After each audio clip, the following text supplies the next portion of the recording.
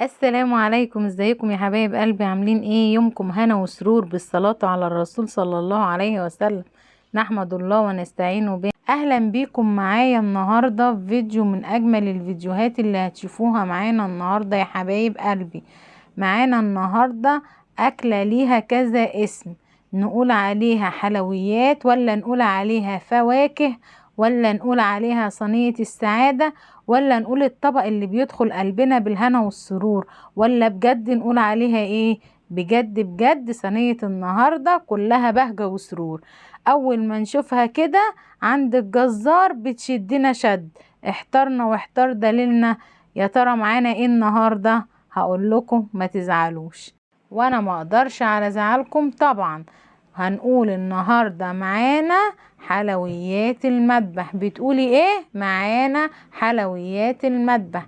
انسوا يا حبايب قلبي كل اللي فات وركزوا معايا.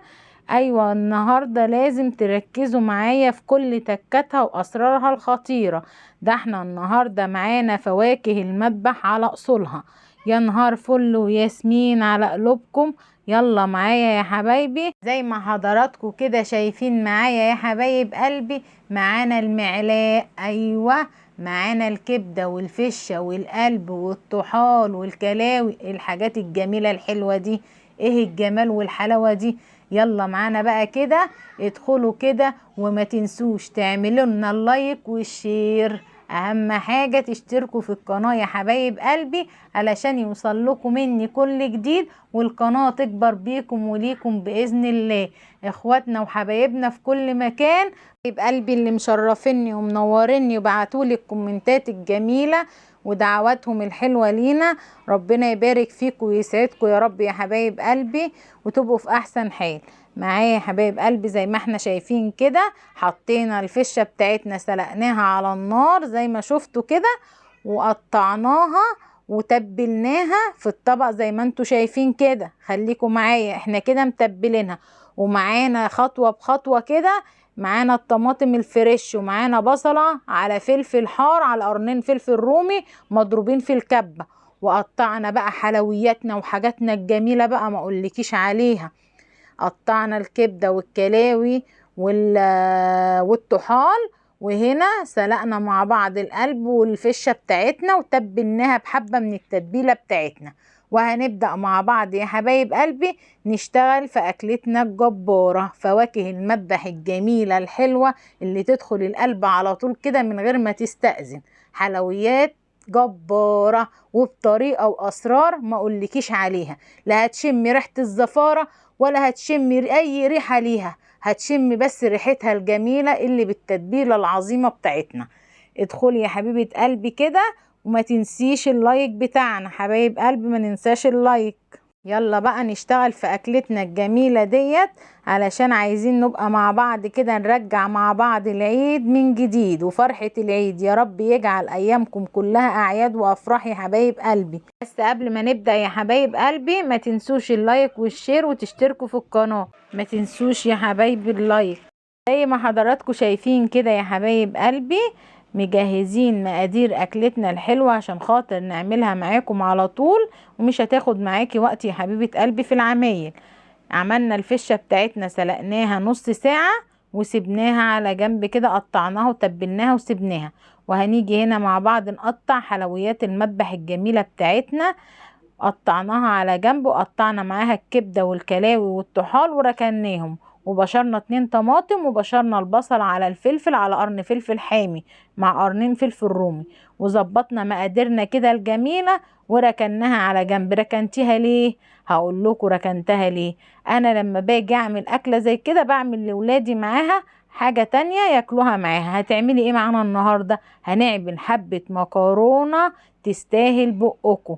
هي الاكله دي ما بتحتاجش غير العيش بس، انا هعمل معاها لاولادي حبه مكرونه. اللي حابه تعمل زينا اعملي وبالف هنا وشفا. مش حابين يا حبايب قلبي تعملوا مكرونه، حمري جنبها حبه بطاطس وحبه مخلل وسلطه وبالف هنا. بس انا النهارده هجيب حله كده على النار وهنزل عليها بحبه زيت عشان هعمل حبه مكرونه مبكبكه زي العسل كده تستاهل بقكم. هعملهم لولادي كده عشان معايا اولاد صغيرين.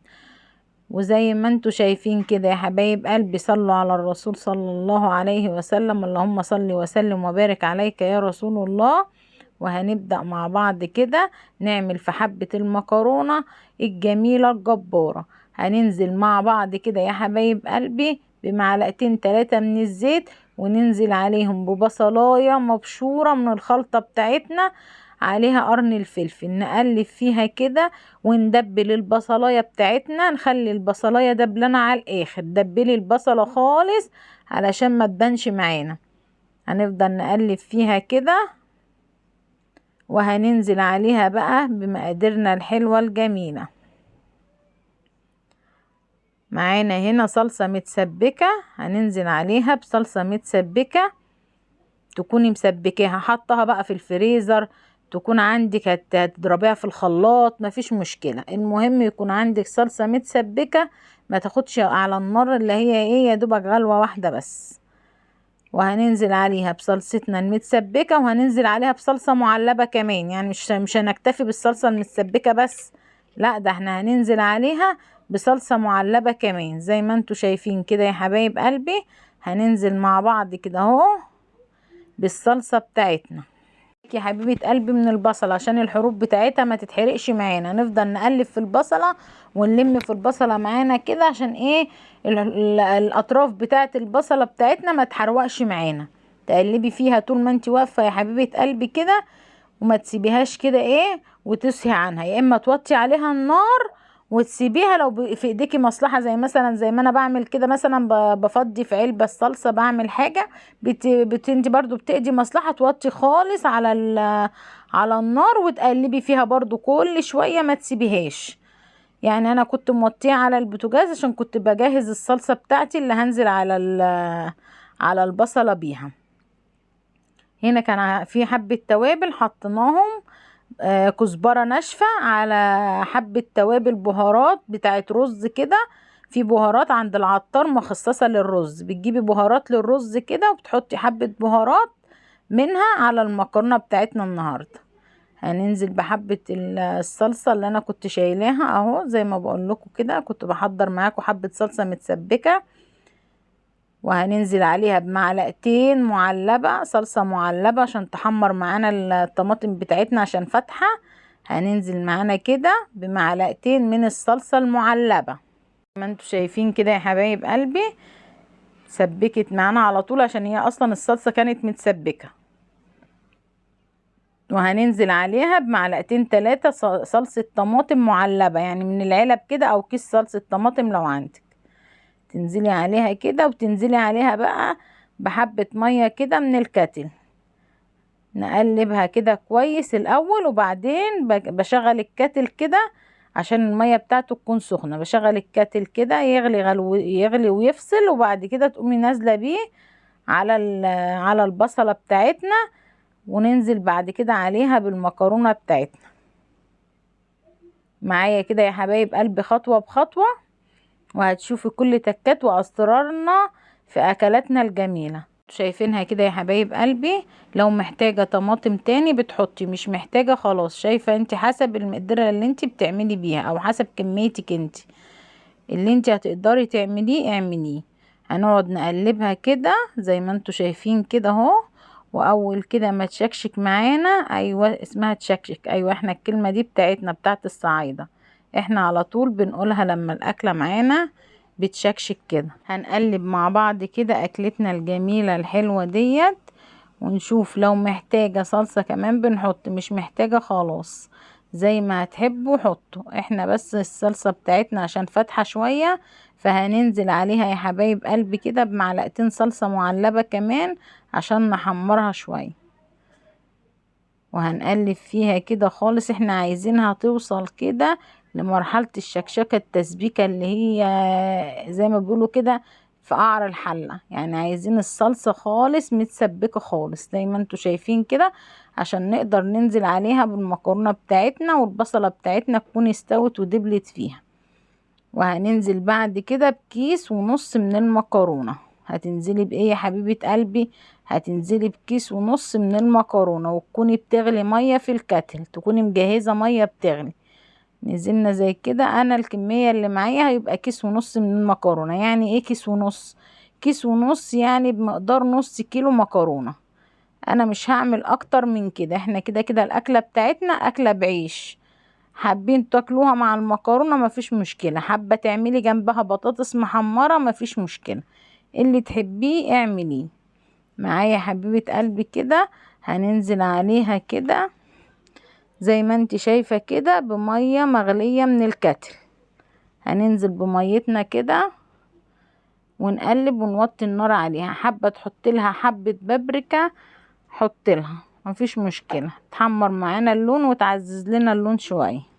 وزي ما انتوا كده شايفين يا حبايب قلبي نزلت بقيت كمية المكرونة اللي معايا، وهفضل اقلب في المكرونة بتاعتي، لان المكرونة بتاعتي ما ينفعش نسيبها، لازم نفضل نقلب فيها كده مع بعض علشان خاطر ما تعجنش وتلزق معانا. نفضل نقلب في المكرونة بتاعتنا كده يا حبايب قلبي علشان خاطر ما تلزقش معانا. انتوا عارفين المكرونة على طول بتلزق على طول، لازم تقلبي فيها على طول يا حبيبة قلبي. كل شوية كده تبقي واقفة بتصبني حبة مواعين، تبقي واقفة بتعملي جنبها حبة بطاطس حبة بتنجان، بتعملي اي اكل جنبها، بس لازم تبقى ايدك وانتي واقفة فيها على طول. زي ما انتوا شايفين كده انا هعمل جنبها وانا واقفة كده، هعمل جنبها حلويات المذبح الجميلة بتاعتنا. وهننزل على طول بحتة ليا كبيرة كده في الطاسة. ما عندكيش ليا حطي سمنة، ما عندكيش سمنة حطي معلقة زيت، وكده كده هتسيحي في قلبها الحلويات بتاعتنا الجميلة دي. هنسيح معانا كده حتة الليا الجميلة بتاعتنا ديت، وننزل عليها بقى بحلويات المذبح الجبارة بتاعتنا، الأكلة اللي تخش القلب على طول من غير استئذان. أكلتنا ديت أكلة جبارة جميلة يا جمال، ما اقولكوش على طعمها، وبالذات بالخلطة بتاعتنا الجميلة دي. بس اتبعي كل خطوة اعمليها بالظبط. يعني زي ما هحط البصلة بتاعتنا في الوقت المناسب بتحطيها، زي ما هقولك حطيها بتحطيها. يعني انا كده في الاول مش هنزل غير بحلويات المذبح بتاعتنا. هننزل الاول كده بالحلويات بتاعتنا عشان تسلي معانا.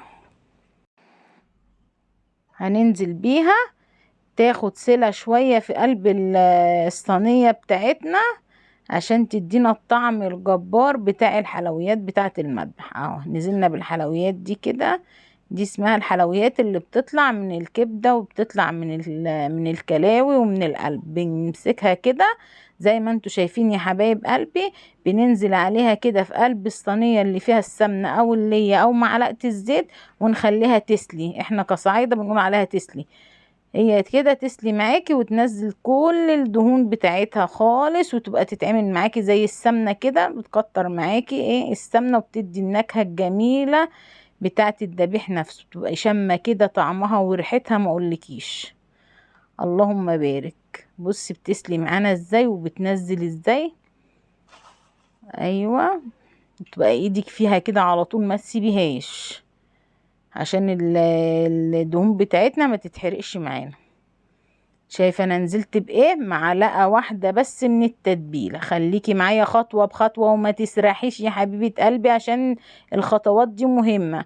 مش هنحطها كلها، احنا بنحط كده زي ما بقولك كده بمقدار معين في كل خطوه كده. خليكي معايا. نزلنا على الدهون بتاعتنا كده، ولا ما اقولكيش على الريحه بقى؟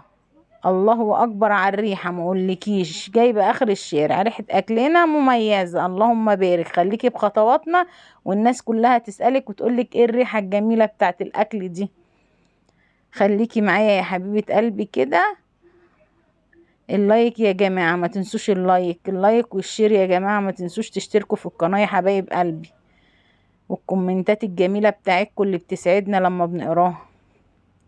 حبايب قلبي اديني هنقلب فيها كده، ما تسيبيش اكلتنا وقلبي المكرونه طول ما احنا واقفين. برضو ما ننساش حبة المكرونة الجميلة بتاعتنا نقلبها برضو. خليكم معايا خطوة بخطوة يا حبايب قلبي كده. هننزل بحبة كده من الكمية بتاعت الكبدة. انا معايا هنا اللي متقطع ده يا حبايب قلبي، دي الكبدة والكلاوي والطحال متقطعين معايا كده. الكبدة والطحال والكلاوي احنا سالقين الكبده والطحال والكلاوي، احنا سالقين القلب والفشه. معلش بس عشان ما انساش معاكم بوضح لكم كل حاجه عشان تبقوا عارفين احنا بنعمل ايه. احنا نزلنا كده زي ما انتوا شايفين يا حبايب قلبي بنص الكميه. ليه بقى نزلتي بنص الكميه؟ مش تعرفينا؟ اعرفك يا حبيبه قلبي طبعا، انا تحت امرك يا حبيبه قلبي، انا لازم اعرفك كل حاجه. انا نزلت بيها كده تاخد الصدمه وتشكشك تاني معايا علشان خاطر ما تبقاش عايمه في الميه بتاعت الصوص اللي هينزل من الكبده والكاري، وانا مش عايزاها تعوم في الميه بقى بتاعت، انا بديها الصدمه بتاعتها وتشكشك معايا كده، وهنزل بجزء جزء منها ونقلب فيها كده زي ما انت شايفة كده. اول ما تحسي ان ما فيهاش صوص بتنزلي بالجزء التاني من الكبدة والكلاوي والحلويات بتاعتنا الجبارة. يا خرابي، يا وهم يا جماعة، والله وهم، اللهم بارك، وهم. اعملوها وجربوها واكتبوا لي في الكومنتات الكلام الجميل اللي بسمعه منكم. هنفضل نقلب فيها كده يا حبايب قلبي عشان ما تلسعش معانا وتتحرق. نفضل نقلب فيها كده لحد ما الصوص بتاعها خالص ينشف معانا شوية كده عشان ننزل بالجزء التاني. هسيبها كده زي ما انتوا شايفين وهقلب المكرونة بتاعتنا شوية. وهنا كده جبت لكم المقادير برضو اهي، لسه بقيت المقادير بتاعتنا. وهنا الفشة بتاعتنا العظيمة دي حاطين لها معلقتين من التتبيلة زي ما انت شايفة، انا بقرب لك عليها الكاميرا اهي يا حبيبة قلبي. تدخل القلب على طول، اكلتنا النهاردة بتخش القلب على طول من غير استئذان. اكلتنا ديت ما اقولكيش بتسعدك كده من اول ما تشوفيها، من وهي عند الجزار بتحسي ان انت مبسوطة وسعيدة. اول ما بتشوفيها بتجيبيها على طول. ولازم لما تجيبي الحاجة تكون صابحة ولسه سخنة يا حبايب قلبي. اهم حاجة تجيبوا المعلق ده يكون سخن وصابح من عند الجزار، ومحدش يجيب حاجة مركونة، تكون سخنة وصابحة. ونزلنا كده ركنا التانيين كده يا حبايب قلبي، ونزلنا بالجزء التاني كده، وهنقعد نقلب فيه برضو لحد ما الصوص بتاعه ينزل يتقل شوية كده. ونبدأ ايه نقلبها كلها على بعضها كده. كده اكلتنا هتبقى في صينية واحدة، بس احنا بنعمل لها تكتة واحدة واحدة علشان خاطر الطعم يطلع زي ما احنا عايزين. وجربي الطريقة بتاعتنا دي مش هتسيبيها، اول ما تجربيها هتعتمدي بعد كده تعمليها على طول في كل حاجة، خصوصا في الكبدة، في كبد وقوانص هتعتمديها معاكي في كل حاجة عشان مش هتلاقي فيها اي ريحة زفارة. وما تنسوش دعواتكم الحلوة في الكومنتات يا حبايب قلبي. انا كده سبتها شوية على ما رحت ايه قلبت المكرونة بتاعتنا زي ما انتوا شايفين كده اهو. رجعت لها تاني اهو يا حبايب قلبي، هنقلب فيها كده. هي لسه في الصوص بتاعها، الصوص بتاعها هي بتنزل صوص اساسا. الكبدة بتاعتنا بتنزل المية بتاعتها وبتعمل معانا الصوص جميل. تفضلي يا حبيبة قلبي كده تقلبي فيها، اكلك ايدك فيه على طول باستمرار. نزلنا كده بحبة الطماطم اللي هتديها الطعم اللي ما اقولكيش عليه. دول طماطميتين فريش بتنزلي بيهم فريش، بلاش بقى نألف بقى من دماغنا وننزل بقى بمعلقتين صلصة، ولا ننزل بمعلقتين قطة متسبكة، ولا مفيش كلام من ده خالص. هتزفرها لك وهتخلي لك الأكلة طعمها وحش جدا. خليكي زي ما انا بعمل تعملي بنفس الطريقة. اعتمدي كل حاجة زي ما بقولك عليها، زي ما قال الكتاب بالظبط كده، زي ما بقولك تعملي علشان تطلعي بنتيجة صح وبتطلعي بأكلة طعمها ما اقولكيش. صدقيني والله لو جربتيها مش هتبطلي تعمليها. هنبدأ مع بعض كده. كنت بقلب المكرونة يا حبايب قلبي، كنت رحت اقلب المكرونة، ما بسيبش المكرونة من ايدي. المكرونة على طول اقلب فيها عشان ما تلزقش معايا. انا حطيتها على عين صغيرة ووطيت عليها شوية، وقلت ايه على ما ايه الحلويات بتاعتنا دي تشكشك شوية. وهاجي هنا معاكم في طاسة كده على النار، هحط معلقة سمنة او زيت اي حاجة اللي موجود عندك، معلقة ليا سمنة زيت في الطاسة بتاعتنا دي اللي هنشوح فيها ايه. ما تقولي هنشوح فيها ايه؟ هنشوح فيها يا حبيبة قلبي الفشة بتاعتنا الجميلة اللي انت شايفاها بالتتبيلة، ما اقولكوش بقى على الروايح اللي طالعة. وهنا قلت اعمل حبة بتنجان معاكم، عملت حبة بتنجان، كان عندي بتنجانية رومي كده، قلت ايه اعمل لها حبه كده ايه، حاجه حرشه كده جنب الايه الاكله بتاعتنا الجميله كده. قلت ايه اعمل حاجه حرشه، اعمل ايه لقيت بتنجانيه عندي في التلاجة، قلت والله لا انا عاملاها بتنجان مخلل، ورحت معلقه عليها كده زي ما انتوا شايفين كده قدامكم في الكاميرا. وهنا بقى يا حبايب قلبي هفضل اشوح فيها لحد ما انشف الفشه بتاعتنا خالص، واخليها تشرب التتبيله دي عشان ريحه الزفريه اللهم بارك ما فيهاش اي ريحه. هي بعد ما بتسلقيها وبتحط لها البهارات بتاعه السلق ما بيبقاش فيها اي ريحه، بتبقى ريحتها مش قادره اقولك بقى كمان مع التتبيله. اللهم بارك، وبألف هنا وشفا يا حبايب قلبي على قلوبكم. معانا هنا اهو قلبنا يا حبايب قلبي كده، شفتوا بتشكشك معانا ازاي في الصينيه اللي هناك دي. وهننزل كله على بعضه بقى، وكلي بقى صينيه السعاده، فواكه المذبح، حلويات، اللي تسميه في بلدك سميه، الاسم اللي يكون عندكم في بلدكم سموه، احنا هنا لينا كذا اسم. حلويات المذبح بنقول، فواكه المذبح بنقول، صينيه السعاده بنقول، اللي تحبوه. خلصنا معاكم هنا كده. انا قربتها في العين القريبه دي عشان اوريها لكم وانا بنزل عليها بعد ما شكشكت معانا كده اهي. هننزل عليها بقى بايه، بالفشه والقلب الجبارين بتوعنا. ما اقولكيش يا خرابي عليها جميله، هتدخل قلبك كده على طول. قلبي كده يا حبيبه قلبي، وبألف هنا وشفا على قلوبكم. ربنا يزيدنا جميعا من نعيم الله، ويزيدكم ويوسع علينا وعليكم يا رب العالمين. اجمل الاكلات اللي فعلا هتخش القلب على طول. اكلتنا النهاردة اكلة مميزة، اكلة من اكلات العيد. انا كده رجعت لكم العيد من اول وجديد. ربنا يجعل ايامكم يا رب كلها اعياد، ويجعل ايامكم فرح وهنا وسرور، زي ما بتسعدونا باللايكات والكومنتات بتاعتكم ومشاركاتكم الجميلة. ربنا يفرح قلبكم يا رب العالمين. حبايب قلبي النهاردة الأكلة بتاعتنا كده خلصت بكل تكاتها وأسرارها وتفاصيلها.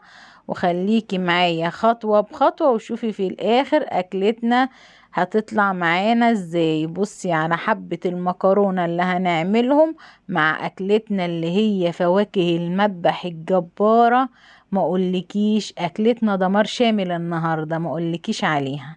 وبكده يا حبايب قلبي نزلنا حبة المكرونة الجميلة وحطينا عليها حبة شطة كده.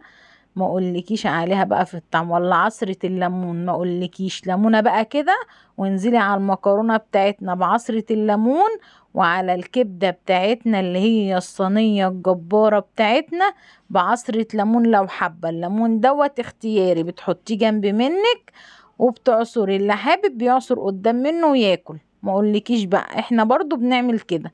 دي المكرونة بتاعتنا اهي مش معجنة خالص، كل واحدة بعيدة عن التانية بس بتشتكي همها للتانية، زي ما انت شايفة كده يا حبيبة قلبي. وبتزيني بقى اكلك وتجمليه كده عشان خاطر العين هي اللي بتاكل الاول يا حبايب قلبي. لازم تجملي في سفرتك وتسعدي ولادك وتسعدي جوزك وتسعدي حياتك كده بأكلاتك الجميلة وبتزيينك للأكل كده، وبتفرحي ولادك كده لما يلاقوكي كده مهتمية بأكلاتهم وبطبقهم وبحاجتهم. اما تيجي تحطي الأكل كده اختاري أحلى حاجة حطي فيها، لأن أصلا كمان الدنيا مش مضمونة يا جماعة. والله حتة النيش وتركني حاجتك، لا ما تركنيش حاجتك، طلعي حاجتك وكلي فيها، وفرحي ولادك واكليهم في احلى طبق وشربيهم في احلى مج عندك وفي احلى كاس عندك. الدنيا يا جماعة مش مستاهلة، ما فيش حاجة مضمونة. احنا عايشين على الدنيا بس نفس خارج ونفس داخل، محدش ضامن عمره. عشان كده نطلع حاجتنا يا جماعة وناكل ونأكل ولادنا في احلى حاجة. وبكده يا حبايب قلبي بشكركم، واكلتنا خلاص خلصت وخلصنا احلى حاجة حلويات المذبح اللي بتخش قلبنا كده من جوه. وعملنا خلطة البتنجان الحرش الجميل دوت، ومعانا العيش الجميل ده اللي انتوا شايفينه دوت. الرغيف غلي طبعا، الرغيف بقى ب5 جنيه. ومعانا يا حبايب قلبي حبة المكرونة اللي عملناهم كده جنب الأكلة بتاعتنا الجميلة. حابة تعملي رز اعملي، حابة تعملي مكرونة اعملي، اللي يناسبك واللي نفسك فيه اعملي، مفيش مشكلة. تقدري تعملي جنبها حبة رز أبيض، واللي ما بياكلش عيش يحط الكبد والحلويات بتاعتنا على الرز الأبيض. حابة تعملي زينا كده حبة مكرونة مبكبكة كده جميلة، اعملي يا حبيبة قلبي، وبألف هنا وشفا على قلوبكم يا رب العالمين. وصلتوا معايا لحد هنا ومكملين معايا في الفيديو يا حبايب قلبي. بصي كده على الجمال والطعامة والحلاوة بتاعت الحلويات الجميلة اللي احنا عملناها، والله تخش القلب، ما اقولكيش عليها وعلى طعمتها وعلى جمالها. الحلويات دي فعلا وهي نية بتشدنا، وهي مستوية بتشدنا، بتقول لنا انا عايزاكوا تاكلوني، هاتوها يا جماعة وجربوها. هي هتلاقوها عند الجزارين باستمرار، الناس الجزارين اللي بتذبح باستمرار هتلاقيها عندهم. وصي عليها قبلها وهاتيها سخنة لسه مدبوحة، وما اقولكيش بقى على طعمها وهي سخنة وجميلة ازاي. اللهم بارك، وربنا يوسعها علينا وعليكم وعلى الجميع. ومعانا هنا اكلتنا الحرشة الجميلة، خلطناها كده بخلطة جميلة كده، بتنجانية رومي كده، ورحنا قالينها وعملنا لها حبة خلطة كده جميلة. ودي مكرونتنا الجميلة اللي عملتها معاكم وشفتوها المبكبكة، وطلعت المكرونة بتاعتنا حباية حباية كده زي الرز، ما اقولكيش عليها طعامة ما وصفتش. لو وصلتي معايا لحد هنا يا ست الكل يا حبيبة قلبي يا حبايبي يا اخواتي، لو وصلتوا معايا لحد هنا يا ريت ما تنسوش تدعمونا باللايك والشير، وتشتركوا في القناة عشان القناة تكبر بيكم وليكم بإذن الله، ويوصل لكم مننا كل جديد يا حبايب قلبي. انتظروني بإذن الله في فيديو جديد معاكم، هعمل لكم فيه وصفات كلها جديدة، او خروجة حلوة كده نخرجها سوا، واعرفكم كل تفاصيلها عشان لو حد حابب يروح المكان يروح.